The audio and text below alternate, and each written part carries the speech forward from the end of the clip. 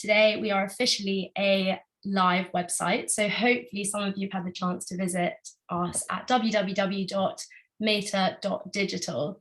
I'm absolutely thrilled that everyone is here, and I'm really excited to get into talking to these guys in a bit. But so just to give you a bit of background, Meta is a brand new materials research platform, and we are featuring unique contributions, written and audio, along with images as well, by 15 artists, writers, researchers, philosophers, amongst many other disciplines. I'm just going to check to see if anyone else is waiting in the waiting room. Let me just admit these people. So this evening there's going to be a slideshow presentation just for the first 10 minutes or so that you can sort of visualize some of the discussions that we're having. And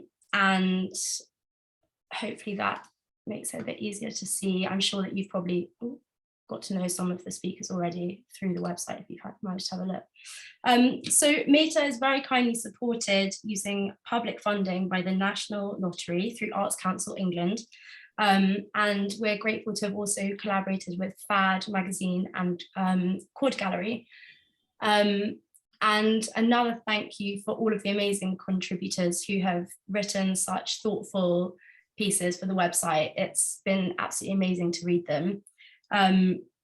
Special thanks to the speakers who are here with us tonight. So we have Jareh, Dr. Jareh Das, who is a researcher, writer, independent curator, and occasional florist, to steal from her bio. Jareh lives and works between West Africa and the UK. Her interests in global, modern, and contemporary art are cross-disciplinary, although her understanding is filtered through the lens of performance art. We also have Rowan, who is an artist whose work explores the slippery complexities of water, drawing together a liquid relationship between the human body and geological and ecological systems. And finally, with us today, we have Hwang, who is the designer and developer of the Meta website. I'm Maddie Rose Hills, and I am an artist, and Meta is my research and curatorial project.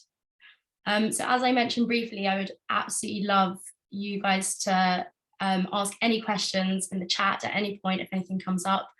I will try and keep an eye on it and read out as many as I can.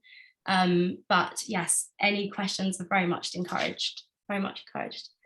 So, should have actually put this slide on. These are our amazing speakers for this evening. So I wanted to begin this conversation with a quote, which is by Agostina Andreoletti, which is actually the entry point to Dr. Jareh Das's Meta text. So clay is not a passive matter relying on external agents to set it in motion. Instead, it is matter that carries its own power and energy of transformation. Yet clay bears the sign of touching. It documents the engagement between a responsive material and the hand, or other non-human being or thing. The material and the human body exist by themselves. However, they are at the same time experienced and used by the other. The unfolding of relations, meanings, and transformations through the physicality of touch create a space for differentiation. The openness to malleability that clay offers requires a physical difference to be experienced, a tactile experience of continual change. I love this quote, and I think it foregrounds quite a lot of the topics that we're going to be discussing today. So I thought that it would be lovely to bring this into the conversation as well. So Jareh, I was going to begin by asking you a question. And your Meta contribution entitled Performative Clay. For this, you've written in beautiful detail about your most recent exhibition, Body Vessel Clay, Black Women, Ceramics and Contemporary Art.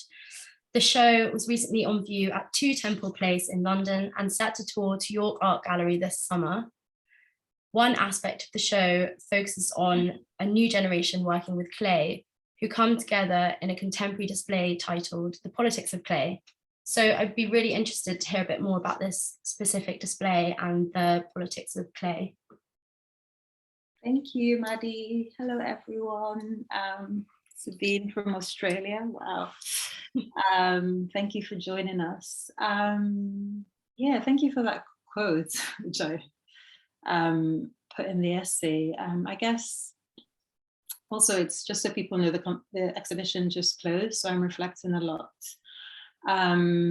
On the exhibition, it was really looking at 70 years, a period of 70 years from the 50s to the present, of Black women makers, some who are trained as ceramicists, others who have just taken up clay as a, I guess, explorative medium in their practice, part of their wider practice. And so just to give a bit of context, the show, I guess, was in two parts, the more sort of historical contemplation, looking at a Nigerian potter called Ladikwali, who was making pots in this style on screen in the traditional Gwari methods of coiling and pinching, hand building vessels, really.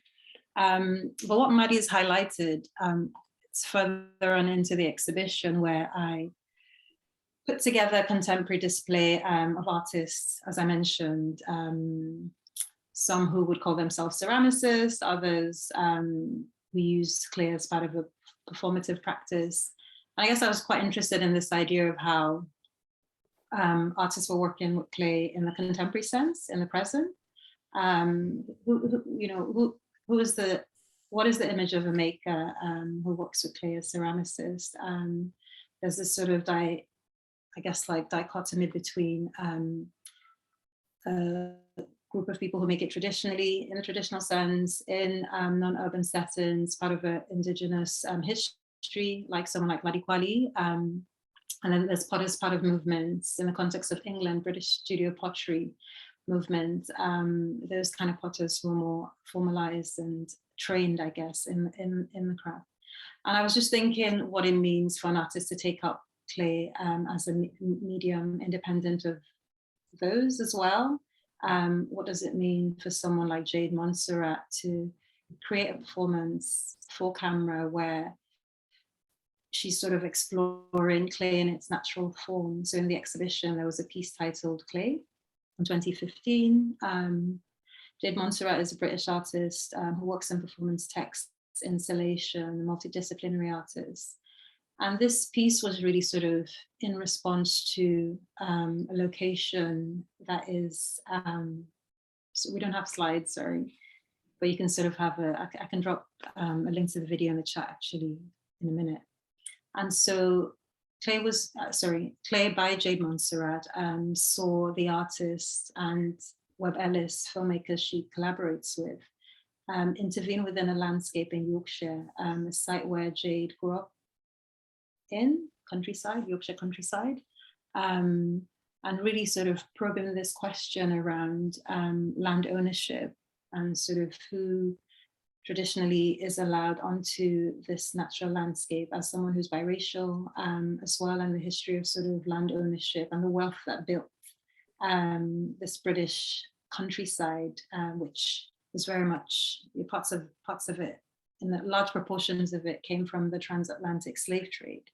And so in this video, she's also almost sort of inscribing her body onto the landscape. She's covering herself in clay, dug up a sort of massive gorge in the landscape illegally, probably asking permission before that was done. But also thinking about how she engaged with the material as a young child growing up in the countryside with not much to do and just sort of mucking about with the medium. And I was just quite interested in this idea of sort of handling clay conceptually through performance that doesn't result in an object actually. It's just really sort of dealing with the physicality of the matter. Clay is available everywhere. It's been sort of like transformed, reinterpreted across geographies and by different pottery traditions. Pottery traditions exist in almost every location globally. And what it means for sort of cultures to take up clay as a medium, whether it's to create functional, usable wares, water vessels, as we saw in the Gwari Nupe jars. I don't know if you want to go back to that slide, Maddie. Terrific. Um, Yes. these are sort of on the right, this one on my right, facing the screen, that's a traditional hand-built water jar by Gwari people from the Gwari, women from the Gwari indigenous group, used for storing water, stained with locust bean pods. It's not actually glazed. And to the left, my left, is the more ceremonial dowry jar used for holding fermented beer and wine and presented during marriage rites. Yeah, I've sort of gone on a bit. What was the bean pod? What did you just mention about the bean pods? Oh, so on the jar to the right, the water vessel, it's stained with after the firing process, it's rubbed with locust bean pods. So it's stained with sort of natural sort of pigment from the locust bean, actually, as opposed to glazing, which, glazing doesn't exist traditionally. Historically, indigenous potters stain with pods naturally and not through glaze. And then I guess really waffling on a bit, but coming back to this question about politics within the exhibition, a young maker, Bissela Noah, was very interested in matrilineal traditions, specifically woman to woman passed down traditions in West Africa, and the fact that as someone who took up ceramics as a ceramicist a couple of years ago, there weren't references to individuals within this kinds of history, pottery history, because not just someone like Ladi Kwali, who's the sort of center of the historic part of body vessel clay, but there are other potters like Hwang in Ivory Coast who rose to prominence in the 60s, 70s, I think 70s into 80s, completely forgotten, not referenced, not somebody written about, and really raising this question about the place of Black women, specifically women that have emerged from indigenous cultures who remain unknown, unacknowledged, not properly historicized, or historicized in the shadow of someone else. In the case of Ladi Kwali, in the shadow of Michael Kaju, who, in certain narratives was the person who discovered her, even though she was locally established and quite famous before a colonial project brought him to Nigeria. So I guess it's this question of, I guess, ownership of traditions really across time, and what happens when there's in the specific context of Nigerian Ladi Kwali, when there's a colonial intervention that shifts the narrative around how people are remembered and historicized. So these are the kinds of things being addressed, or that are ongoing conversations that the exhibition was raising, really. Mm-hmm. Yeah, thank you. That's so interesting to hear. And yeah, please do read Jareh's text on Meta, because it really does go into a lot of really interesting ideas. So thank you for that beautiful explanation. So Victor, I wanted to ask you a question. As the designer of the Meta website, which is absolutely incredible, you've done such a good job, and the way that you went about the work with engaging with the material aspect of code and material and the internet, and I definitely learned a lot in the process of working with you, so thank you. It was a real joy to discover this side of web design, really.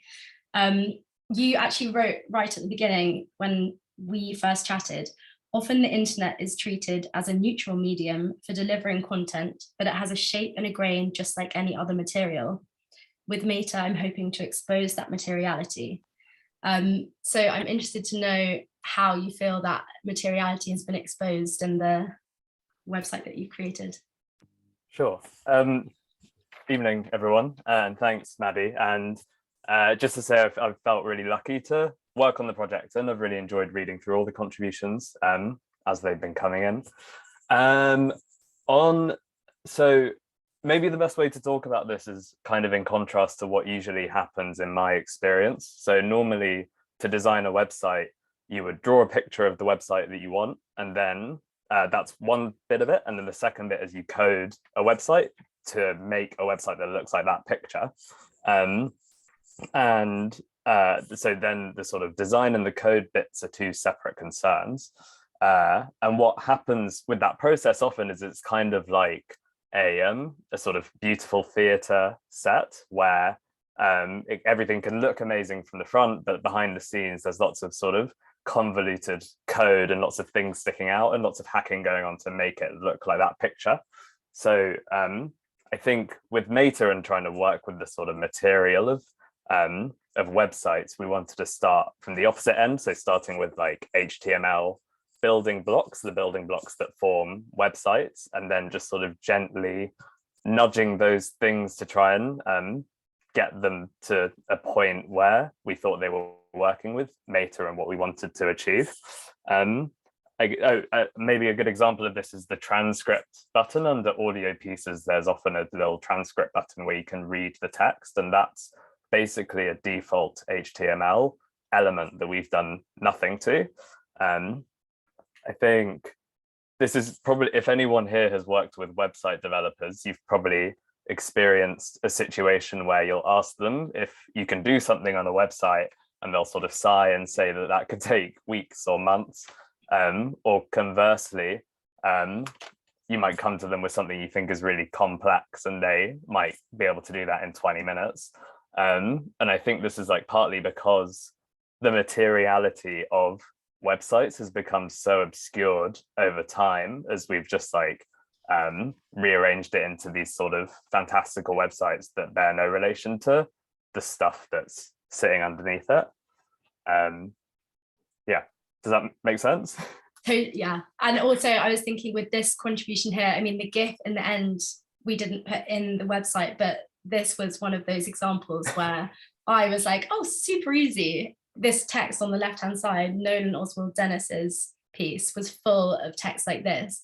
And you were like, this is going to be so hard. He's trying to translate it from a phone to a computer screen. And I had just completely overlooked it, as I'm sure he had too. But yeah, your effort in making it work was very much appreciated. Yeah, I think that's exposing partly my ineptitude as a web developer. Yeah, I'm sorry. But also I think like yeah, like this is a good example where these words sort of flow beautifully in this way that would make complete sense on a printed page because you print it once and it's in one format.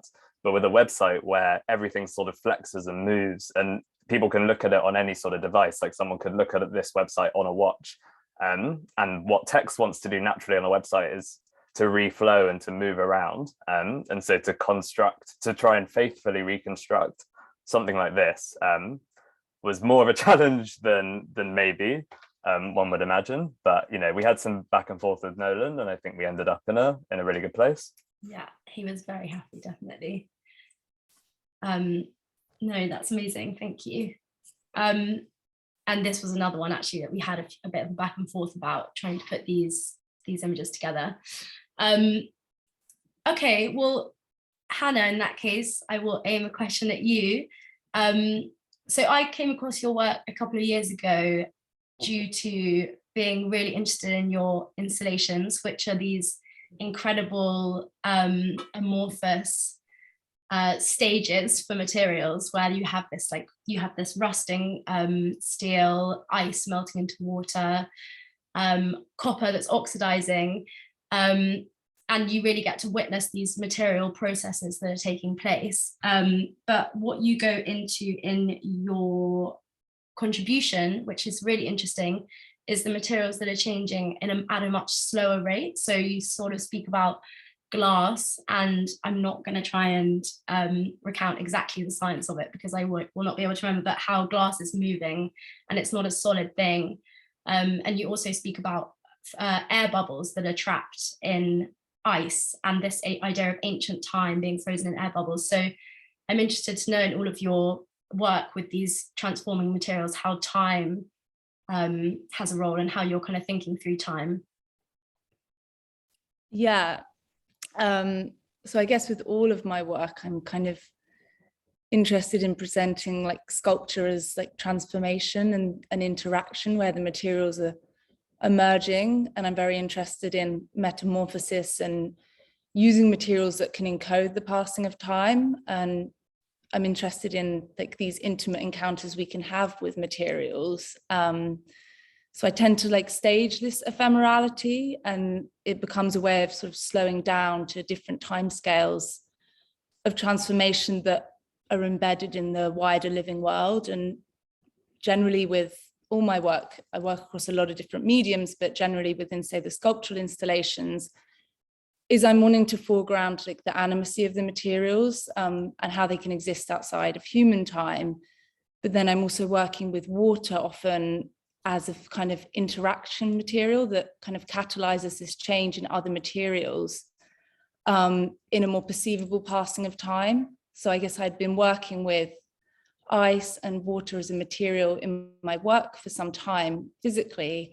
And then I was given the opportunity to directly learn from ice on a residency in the Arctic, and that's sort of to do with my contribution for Meta, which is called The Anatomy of Ice. And it was a period of research in Svalbard, which is an Arctic archipelago. It's just below the North Pole.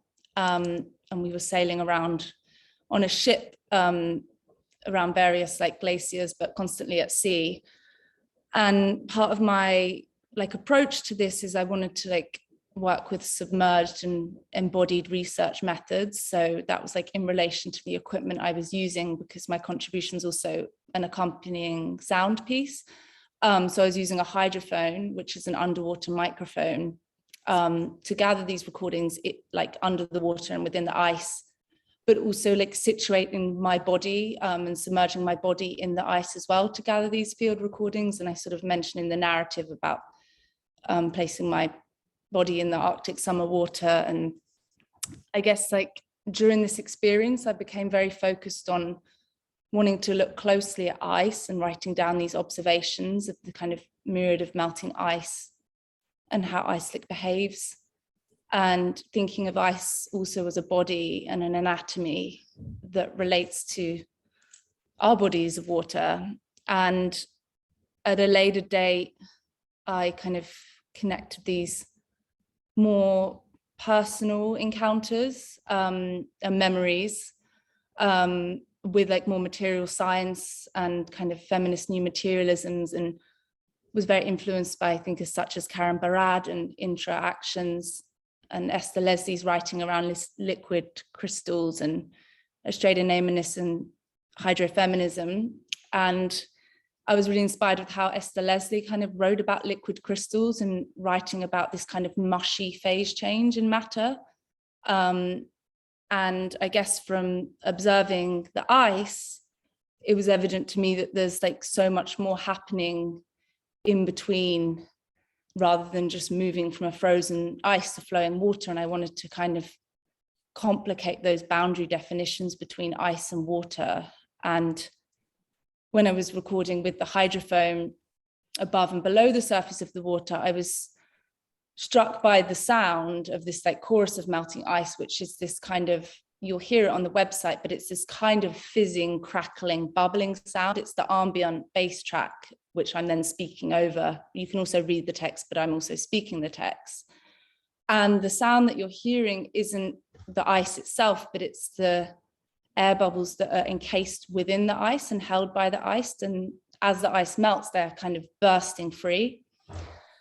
So it's kind of this like melancholy moment as there's this loss happening. And I kind of think of them as these like deep time memories that are escaping in the atmosphere and kind of conflating all these different space times in this one chorus. And I guess I'm sort of wanting to contrast that way of knowing and embodied research with, say, how a glaciologist might study ice as ice cores to learn from these trapped air bubbles that record what the atmosphere was like. While it's really important and fascinating work, I kind of also wanted to think about ice not in a way that something can be stored or quantified in scientific data terms, but kind of more in this like kind of melting deep time through touch. And I kind of call it like a melting library. So then some months later, when I went back into my journal entries, and I was also working with glass blowing and working with a glass blower, which is also this very embodied experience that involves touch and breath and like physicality. And I guess it sounds obvious to say, but I was drawn to working with both of these materials and placing ice inside glass vessels, because they're both operating in kind of this inverse direction. Like the melting Arctic ice begins as this crystalline solid, and then it melts and flows into a liquid, and molten glass is this kind of oozing liquid that cools to an amorphous solid. And an amorphous solid is a material that appears as a solid, but is in fact atomic structure is like that of a liquid and is slowly moving, yet we cannot see it, but their structure is disordered, and no two glasses are the same. So I guess both materials kind of complicate these definitions of what we might expect from a solid form. And I guess to bring this back to like time and how I approach the piece for Meta is that thinking of ice not just as an ice core in like as a forensic like corpse that's been dissected in a lab, but as a body like my own, and to speak of the ice as this kind of ephemeral archive that holds these deep time memories that are disappearing. And kind of ultimately the piece is a lot about memory and longing and loss for something that's disappearing, and those wider implications for like a shared future on this planet, I guess. Yeah, no, that's so interesting. Thank you. And yeah, it's really interesting. A lot of these, I think a lot of the texts and a lot of the themes that come up are kind of to do with this idea of like, we have these neat categories for things, and it's like solid, liquid, gas, or like this material, but actually when you start to dissect these ideas in the way that you do in your work and in the text, you really see these boundaries breaking down. And I think it's so interesting, and it's really cool that I think your writing does such a good job of echoing what I see as your work doing, like your physical work doing. And yeah, it's interesting because so actually Jareh uses a word in her text which is slippages, and I noticed it jumped out to me, like given that your use of the word slipperiness and your use of like describing these materials as slippery. So Jareh, maybe it could be interesting to hear from you a bit about your use of the word slippages when you talk about clay and other materials. Yeah, I mean, I guess that was really in response to some of the works in this contemporary display, Politics of Clay, which it was also sort of not even having the right words for classifying some of the works. So for example, Shawanda Corbett, who's part of that display, is making these vessel-like sculptural objects,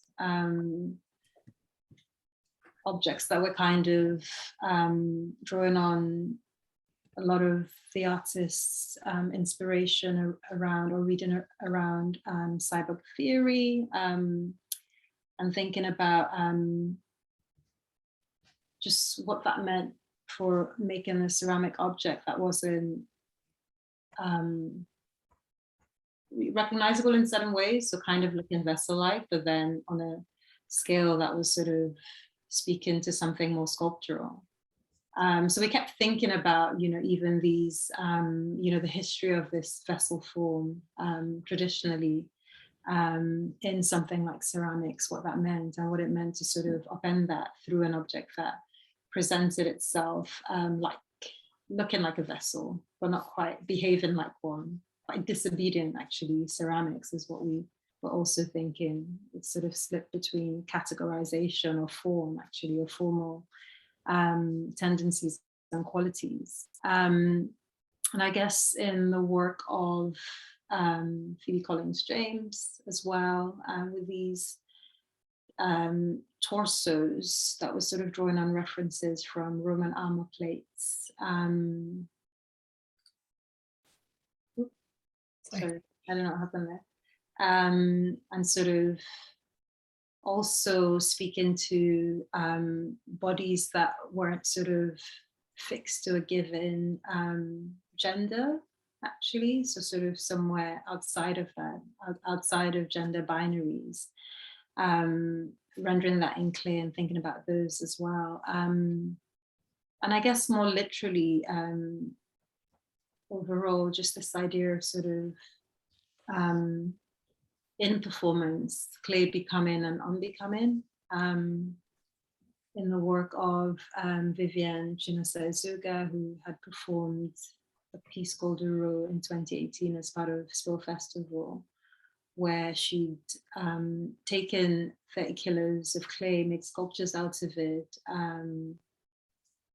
covered her body in it, lifted it on her back, creating recognizable forms through the performance, 6-hour duration, and then returning it back to, you know, its sort of form as a lump of clay. And just those ideas around sort of, I guess, undoing as well, in terms of, you know, what can this material do, and what can it sort of speak to beyond, I guess, what is given and formalized as well. So that's very much where those, that's where the sort of thinking around that word lies.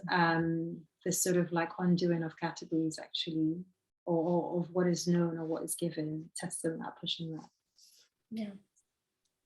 I think that's kind of what I was getting at. Yeah, no, that's really interesting. Thank you. I'm sorry, everyone. I thought that we would go, I don't know why, I thought that Zoom would make us go 4 in a screen, but we sort of got a weird view now, but maybe I did speak of you, which was helpful, so maybe you can do that. Thank you for that description. So Victor, I was gonna ask you a question about, actually it sort of interlinks with this conversation of like categories and these sort of like blurred lines, but also this idea of time, because you're working with the internet as a sort of, I guess, as a sort of medium, and the internet encapsulates a lot of strange boundary crossing with space and time. And you wrote down another thing when I interviewed you before, and I'm going to find it so that I don't misquote you, but you described the internet as a massively fluid hyperobject, which I loved as a sentence. And I'd be really interested to know a bit more about that. Sure.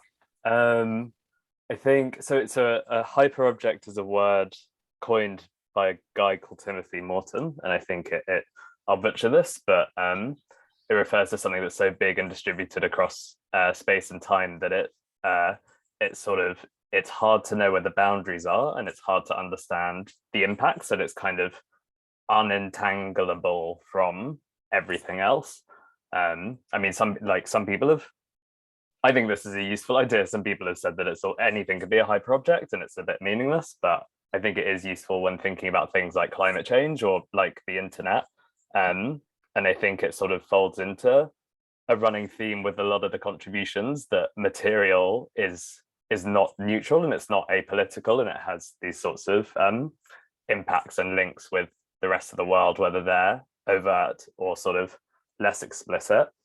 I think the interesting thing about the internet is it now kind of feels inevitable because it's so woven into our lives, but it's actually like I guess it's quite a specific thing, and in the late 80s and early 90s there were sort of competing versions of the internet, and we just sort of ended up with the one that we've got, and there's a lot of like idiosyncrasies in there, and a lot of sort of human touches that you might not expect. Like one of my when I was researching this project, one of my favorite ones that I came across is that and we talked a lot about colors, Maddie, in the early days of this project, and the sort of named colors in HTML, and one of those is called Rebecca Purple, which is named after one of the people that worked on CSS. It's named after their daughter that sadly died at the age of 6 from a brain tumor, and purple is her favorite color.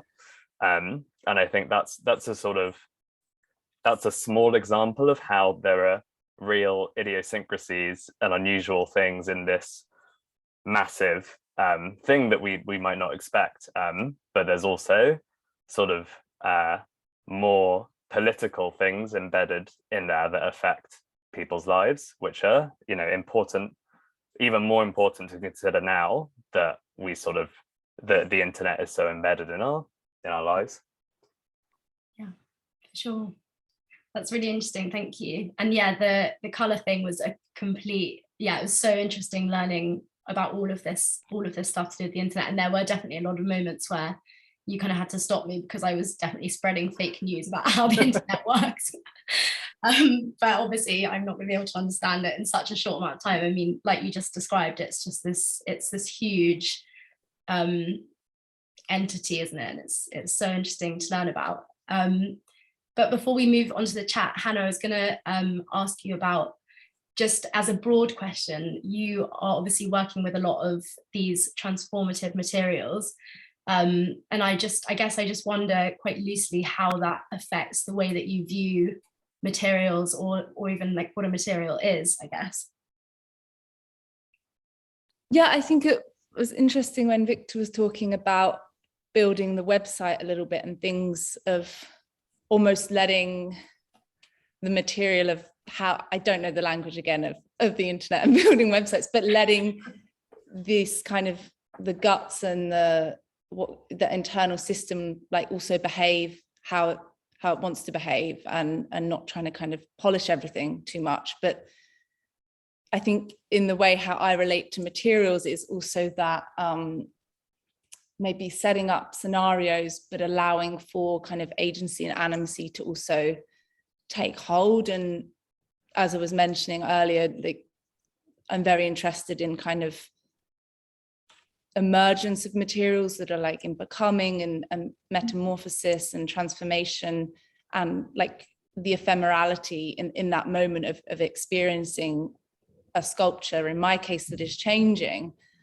And I guess for me personally, I'm not interested in making something and putting it in a box and pulling it out the other end and it looks as it was. Like I'm kind of want the work to almost be living in some sense. And I guess I'm also very much drawn to like touch and like haptics. So I always almost want to make work where people want to also investigate that through touch and through an intimacy. And I guess I am not kind of trying to fix the materials I use. And I think an example would be working with, say, salt water and copper, or like ice and salt and copper, and this kind of material reaction that happens, which is like verdigris, which has been called like the color of impermanence because it's always changing because of like atmospheric conditions. And there's just that really interesting duality with salt that is used to both like preserve and fix, but like salt crystals are always morphing as well. And I guess I'm just drawn to these kind of, as you say, perhaps everything is, you know, in some sense, everything is transforming, but this kind of idea of like cycles in the work. And there is sometimes a degree of maintenance that might happen, but I also don't want the work to be like predetermined or like restrained. It's very much about that like vibrant matter of the pieces kind of taking on something that is harder to predict, and you might see that change while you're there, or it might be like a few days later, a week later, or a year later, and kind of connecting that to those kind of wider systems of like geological time or ecological time. I guess that's what pulls me with wanting to work with materials that transform in some way, I guess. Yeah. And I guess, well, this question from Alice, which is, as artists and designers, do you feel like you have a responsibility to the materials you use in terms of their extraction or impact on the planet? I guess that, I don't know if that's a significant part of your choice working with those materials, or if that's a bonus, or because I know that you can sort of reuse a lot of some of your materials from installation to installation, or as they're changing, maybe that gives you that opportunity. I don't know. Yeah, that's like a really good question. It's something I feel like I'm always wrestling with, especially having like a highly material practice. and how you kind of have a sustainable practice as well. Part of how I was speaking about materials changing and allowing for that to happen and not fixing them is that kind of repurposing as well, which is quite important to me, that if I make an assemblage, there's not necessarily like a material that belongs specifically to that sculpture, but they can be kind of given new life and a reconfiguration. But I think it is, I mean,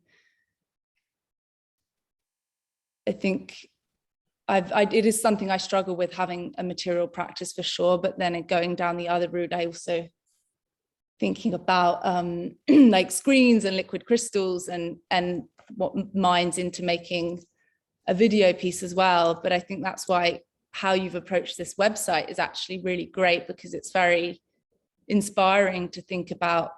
You've gone into such detail to think about how this can kind of be sustainable, or also kind of be accountable to what you're using to run the website. And it does then make us think about how we're using the internet or downloading and data in a lot of wider senses. But yeah, I'm sorry I don't have like a neat answer for that, because it's something I'm sort of like continually working through, being both drawn to like making material work, but also the awareness of being like complicit in these kind of extractive systems, which I think actually a writer who you've got in this project, Yusuf Harika, really addresses that, like being embedded and that kind of uneasiness really well in his writing. Yeah, well, I think it's a challenge to make anything that's not going to do anything bad. I think you can like limit the sort of material repercussions of making something, but even in researching this project, I was finding it really tricky to, I guess one example is Tessa Silva, who makes sculptures out of a waste product, which is waste milk, which is quite interesting because she's using something that would have been chucked away basically. But I think, yeah, it's a really tricky one. And it's interesting to hear an artist think through a question like that, I think. But yeah, I think your work and that angle and that aspect of it definitely does respond to that way of working. And Victor, maybe we could turn this question to your construction of the website, because I know that you did a lot of research into how you can work with materials more efficiently and work with the internet more efficiently. Yeah, I think, yeah, we've it's really tricky, because I guess it is like you were saying, Hannah, you know, you can't make anything without making something, and the same goes for digital stuff. I think and there's also the sort of aspect of doing justice to the contributions and making sure that they're displayed in a way that works for everybody. I think like one of the main thing I'd say is it's really complicated. An example of this is at the bottom of each page in the footer, there's a little thing that tells you roughly how much carbon is emitted per view of that page. And I actually really struggled with whether this is a good idea or not at all, because it really oversimplifies an incredibly complex thing into a number, which makes it feel like we understand climate change and we understand like all of this stuff, and really it's a massive problem and goes beyond just like a sort of simple number. But I think we ultimately decided to put it on there because just the sort of it's not really in it's not that well known that our digital consumption has a footprint at all. So, you know, there's always trade-offs in how you deal with these things. And maybe in a few years we won't need to, you know, we'll be a bit more conscious about this sort of stuff, and we won't need to attach such a sort of flattening, simplifying number to things. Mm-hmm, for sure. And you listed some really interesting points on the about section of the website, which kind of lists the changes that you made to get these numbers so low, because the sort of abstract numbers that we do have are so much lower than the sort of average web page, and it was all kind of to do with which fonts you use, or that's a very small aspect of it, I know. But yeah, there was some really interesting research that went into that. So yeah, I definitely recommend people go and have a look at that. I have one direct message in the chat question, but I wanted to also, what are your thoughts on NFTs, which seem to rely so heavily on web and internet use? I don't really know anything about NFTs. I'm sorry. Does anyone want to jump in to answer that one? Does anyone know about NFTs? I'm kind of glad not to know that much about them, but I think maybe dipping into this kind of extraction, like the carbon footprint of your work, they really don't seem like the answer, like in terms of what it takes to essentially keep something live on the internet. As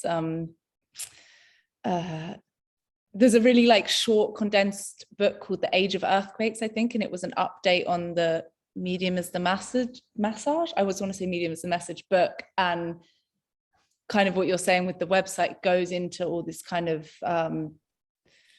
things that might seem invisible, but the kind of heat and energy that takes to, like, it's actually incredibly material, and an experience that we think is immaterial. And there's like so much cooling devices and energy and heat that goes into an NFT that doesn't perhaps feel like the answer. But again, I think I'm speaking of a point of bias, because I love to touch things, or at least think about touching work when I see it and think about how it's made. So it's just perhaps something I've chosen maybe not to know that much about. Mm-hmm. Yeah, no. Yeah, I'm really not in the NFT camp at all, actually. But I did see something saying that they were sort of like falling out of sort of fashion actually this week. So who knows? Maybe they'll be over, and all of the unconcerned attitude towards the environmental impact will sort of disappear with them. So that was sort of, I did catch that headline earlier this week.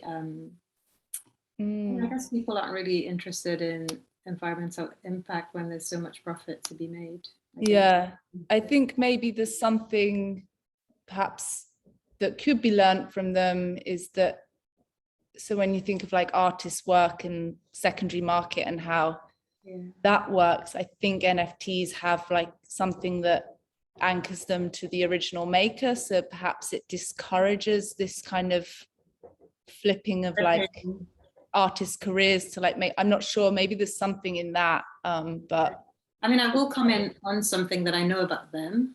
Don't know how I know this, but I do.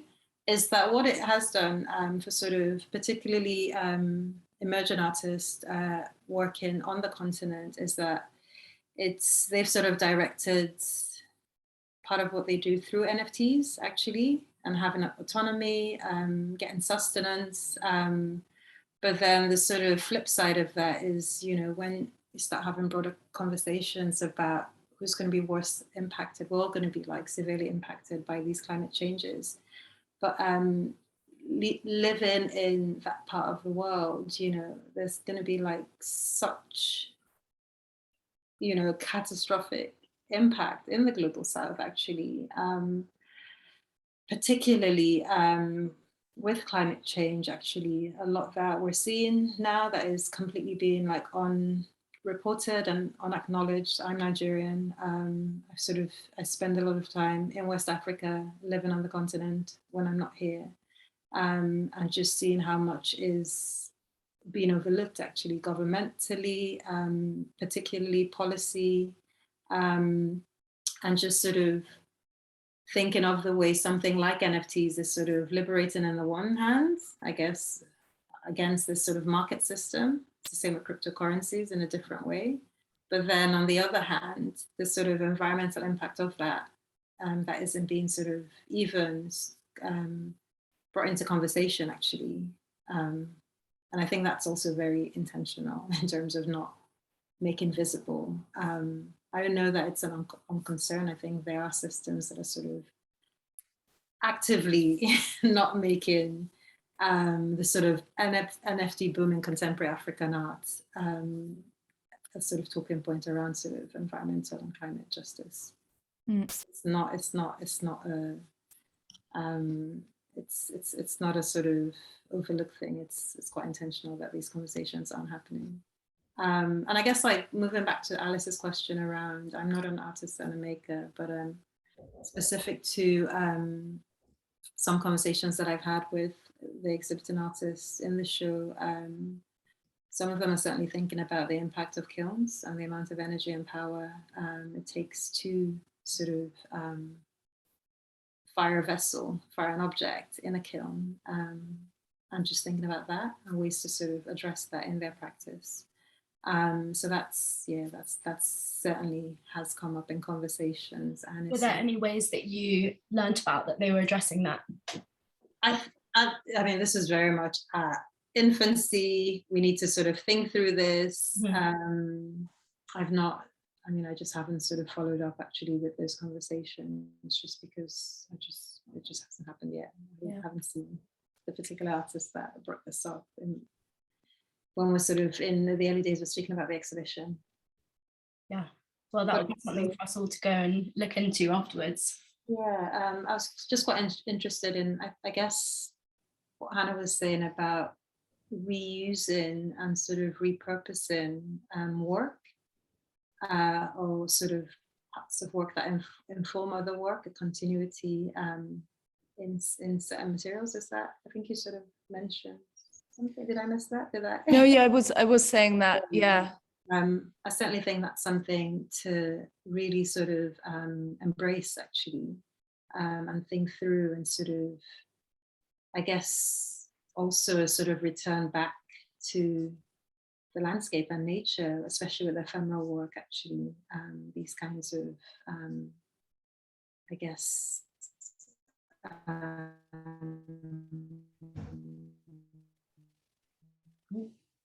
Amazing, Jareh. Just being in, this sort of, so yeah, that's just kind of my thoughts basically. Well, with those kind of works, Hannah, are there challenges that present themselves? Like, do you think there's a reason why more artists don't work ephemerally like that? But I did miss the last bit of what Jareh said, but we were talking about the reusing of materials, right?